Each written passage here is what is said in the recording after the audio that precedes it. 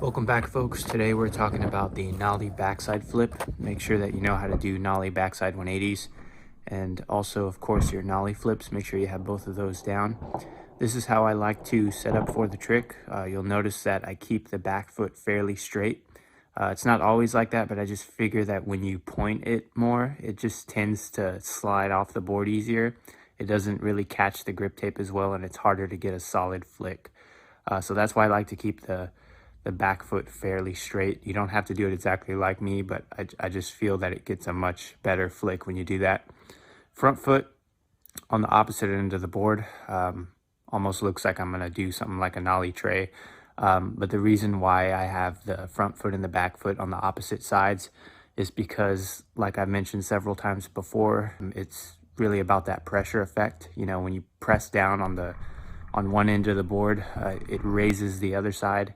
And that also really helps get a good kickflip. So if you want more information on that whole concept in general, I'll just put the link below to my tray flip tutorial where I talk about the same exact thing, to where you can get a better idea of what I mean there. But that's basically how I set up for the nollie backside flip.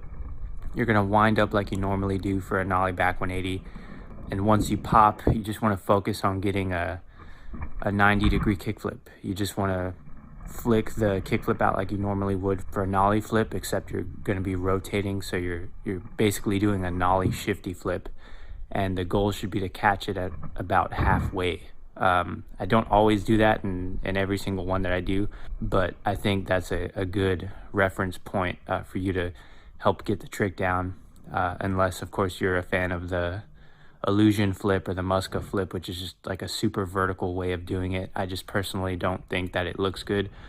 So that's my reference point, or my goal, to really get a good flick on it. Once the trick is popped, I just focus on getting a 90-degree kick flip and just catching it at that halfway point so that I can just continue the rotation on the trick. So I think the most common issues on this trick are not getting enough flick or getting too much. And I think not getting enough is more common, and that's if you're trying the approach where the kickflip stops around the same time that the rotation stops, and you know everything is super synchronized, and you can do it that way. That's cool, but it's harder to get control over the kickflip when that happens. You know, I just like the feeling of catching it sooner than that, to where I can just focus on finishing the rotation, and that's it. So if that's the case, try maybe putting more of your back foot on the board so that you can get better grip on the flick, or just keep your foot more straight, and I think that's what really helps with that. The opposite end of that is when something like that causes you to flick too much, you know, it almost does like a double flip, or the board lands upside down, and in that case, just adjust as needed. Everyone has different shoes and grip tapes and boards and concaves and everything, and that does make a difference.